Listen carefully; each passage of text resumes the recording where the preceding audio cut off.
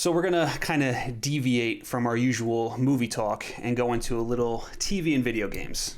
So we're talking Mortal Kombat Annihilation? Yes, we're talking Mortal Kombat Annihilation and why it's the greatest movie of all time. You know, I've been waiting my entire life for this moment to talk about Mortal Kombat Annihilation. Have you really?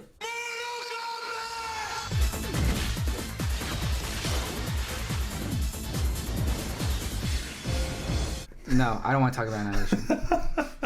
All right, what we are going to talk about, though, is we're going to talk about The Last of Us. For those of you that don't know, The Last of Us just got picked up by HBO. By the way, I'm just going to cut you off real quick. I know you sent me stuff to look it over. And you didn't look at like we said, we try to be professional and have some show notes. But I talk a lot. Mm-hmm. So I'm going to take a little backseat. Go ahead, my guy. Shine. Because I know this is your stuff, because you're a fucking nerd. Yeah, it's true. So go ahead, fill me in. Well, let me know what's going on. Inform me, Blazer. I will let you know what's going on. All right. So, The Last of Us just got picked up by HBO, and it is being adapted by Craig Mazin, who is the head writer on Chernobyl, which is a show. He's the dude that was at the end of Inside the Episodes, right? That was him? Well, after yes. Okay. Yeah, that was him. Okay. He also did the Watchmen podcast with Damon Lindelof. He was the one that was interviewing Lindelof. Oh my God! So he got some Lindelof, I guess, energy. Juice. Yeah, he got recharged. So he's doing Last of Us. For a lot of people, at least talking to you and some of our friends, a lot of them really don't know about Last of Us.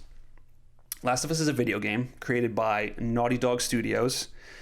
You play as a character named Joel, who is a smuggler, and he's tasked by a rebel militia group known as the Fireflies to escort a young teenage girl named Ellie across a post-apocalyptic United States. Okay. Currently, majority of the population has been infected by some mutated strain of fungus. Called COVID-19? Which is COVID-19. Gotcha. I mean, it's basically they're zombies, but way more aggressive, and they're also activated They're zombies? They're it's basically zombies. Really? Yeah, so it's kind of like...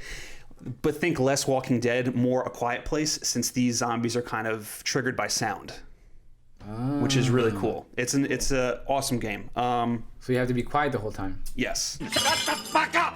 So just for a little bit of context, I think that there are a good amount of people that don't really associate video games with deep storytelling.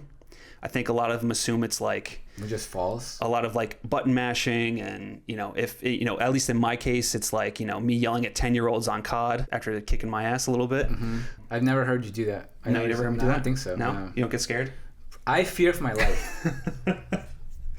If one of our 13 listeners is viewing, watching, or listening, if that day comes when you don't hear from me for a while, check the last time Nick played COD, and then you'll know. Oof. Then you'll know. But so in terms of and like I was saying, a lot of people don't look at it as deep storytelling. But as someone who still plays video games, I think that video games are kind of the next step in really immersive storytelling. So in terms of when it comes to film and video games, the main difference is in film, you connect with your characters through observing them. Whereas in a video game, that connection comes through playing as them. So think of Infinity War, right? By being inside them. Yes. Gotcha. So now imagine playing Infinity War, right? Mm-hmm. Imagine if it was a video game and you're playing as Tony Stark. Now imagine experiencing what Tony Stark experiences in that movie, but you're controlling him as it happens. Okay. That's kind of the way that I look at it. Now Naughty Dog is kind of at the forefront of this storytelling.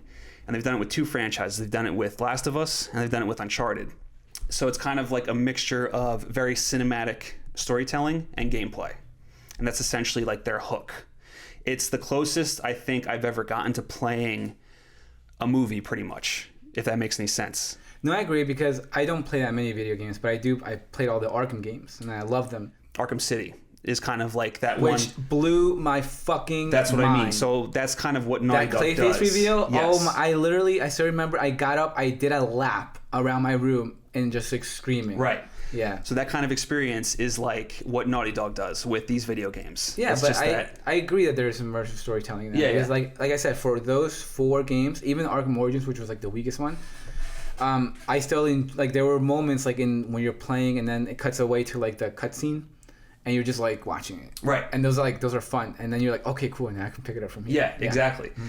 So that's so I think that they are the best at that immersive storytelling in terms of what the content that they put out. Mm-hmm. And when it comes to Last of Us is probably like the best video game to come out in the last like 10 years. It's a masterpiece. It's as close as you're going to get to literally playing a film. And there's going to be a series, you said? It's turning into a TV show, yeah. Okay. And HBO? For HBO. Good. And the sequel to Last of Us, the video game, is coming out in May. So that's really exciting. Okay. So there's a lot of good stuff coming from Last of Us. But yeah, so the fact that now they are making it into a TV show with the Chernobyl guy is super exciting. And we were super late to the Chernobyl train. Yeah. And it's fantastic. Yeah. Chernobyl, we really enjoyed it. That last episode I thought was like world class. Really wrapped up the series very well.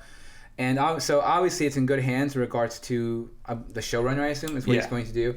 And it's HBO, baby. So they like to dish out that money. So if it is zombies, if it is zombies and post-apocalyptic world and I guess shit, then that means you're going to get good quality in terms of like set design and budget and all that stuff. So, I'm excited. Had no idea that's what it was. I thought it was like an adventure game. Yeah. Like some, or is that Uncharted? Uncharted. That's basically what Uncharted is. Okay, that's the adventure. Yeah, Uncharted is the adventure aspect all the time. Yeah. And it's crazy how much of a gut punch Last of Us is. Like Last of Us is super like emotional. Like when you play it, it's like I can't believe I'm playing a video game right now. Like that's the level that game takes it to. Really? Yeah. Damn. So it's super exciting that that's going to happen. And Neil Druckmann, who is basically the creative head over at Naughty Dog, he's the one that's kind of in charge of, Last of Us and Uncharted. He's like kind of like the head writer as well. He's also going to be heavily involved in the series. So in terms of authenticity and what they're going to bring to it, I think it's going to be something, man. They got good people on board, essentially. Yeah, they have really good people on board. So with all sort of the pieces aligned, it most likely pointing towards a good series. Yeah, so to speak. Cool. Absolutely. I'm excited. That sounds like fun. That sounds like something in my alley. I'm so one of the 13 people who watch Walking Dead. Yeah. So you know what sucks though, man, is I really liked Walking Dead a lot because I love the post-apocalyptic genre. I'm telling you, it bounces back. I know it bounces back, but I don't have time. I know you don't. And you're at this point, what, 4 seasons behind? Yeah. Yeah, so it doesn't. I mean, it's fine. I understand. Yeah. But yeah, the last season was okay, but the season, like the 2 before that, were great. It kind of got back to form. All right, I got a question to ask you too, real quick. Sure. Because I always like to think of like the what if the zombies broke out? Like, what's the first thing you do? If you're in a post-apocalyptic world and there's zombies all over the place, what is your weapon of choice? Okay, see, I like the whole notion of like a crossbow because you can reuse it. Right. You reuse the arrows. But I think there's something kind of badass of like a handheld weapon. Yeah. Maybe like an axe for like a sword. Or like, I think there's just something kind of like badass about that. And like kind of like man cave. And like, fuck yeah. But I would say like either, dude, I'll go like Ninja Turtles. I'll go like dual katanas. That's not a bad one. Yeah, I'll do that. Like dual katanas, like master that shit, figure out how I can do like, look up YouTube videos if the internet still works. Right. By that point. Yeah. Whatever YouTube video I find, I'll quickly download it and just study it. Just study the shit out of it and then just like go out there katanaing. See, but here's the thing though, man. If you're facing a horde, that might not be too... Bro, all you gotta do is stick your arms down, just go in circles. Just spin in circles. It'll be fine. You'll get dizzy, but by the time you get dizzy, you'll just kind of like... hopefully it'll be clear enough to kind of just like waddle your way out of there. Right. Yeah, that'd be fun. That's what I'll do. Can you imagine if we're like in a post-apocalyptic situation and you're like, where the fuck is Martin? Like, he went out for water. You go out because it's been a while. You see him in the middle of the street. Just twirling around. Spinning in circles with fucking katanas. Like, dude, what are you doing? You'll come in with like the machine gun, like arrest me. That's basically me. See, like me, like my answer is just boring. Just give me a standard machine gun that I can just reload constantly. But if I had a backup weapon, it'd probably be batarangs. Oh, batarang would be dope. Yeah, batarang would be pretty dope, and I just have like a lot of them. Just actually, let's take this like another level. Okay. Aside from Superman, let's do like a kind of like a sort of more grounded, like Spider-Man's webs, or like like what kind of superhero kind of thing with like maybe like Hawkeye's archery skills, or like Captain America's fighting skills with like a shield. Like you're fighting a horde, but you got the shield, and you can like kind of push them off and then like fuck them up. Damn. And then, You know what? You said it though, and we were just watching Lord of the Rings. I'd probably take bow and arrow. If I was super cool with that, because man, you could just knock down so many of them, and it's quiet. It's quiet too, and then I feel like you can almost, if you're good enough, you can kind of like align yourself where you can take out like 3 at a time. Ooh, yeah. That's the one thing I never got about Walking Dead. I don't understand like this is me being super technical, but if their brain is if they're rotting, the arrow should go through them. 100%. It shouldn't get stuck in their head, you know. So like I would imagine that if you're good enough and you got like a pretty good bow and arrow game, then you can like almost kind of like line yourself up and just take out like 4 at a time. And you can also go Rambo and attach some dynamite to the end of it. And just blow that shit up. Or get that big ass Rambo knife. Yeah. That'd be fucking awesome. That would be awesome. Yeah, but I always love that post-apocalyptic talk. I'm always curious about that kind of stuff. Chris talks about that a lot. Does he really? Yeah, he's always like, he loves the what if situations as well, and he's always like talking about like post-apocalyptic situations. I'm like, bro. Right. But yeah, that'd be that whole kind of, to get back to it, that whole concept of what Last of Us is about. Yeah. It's cool. I didn't know.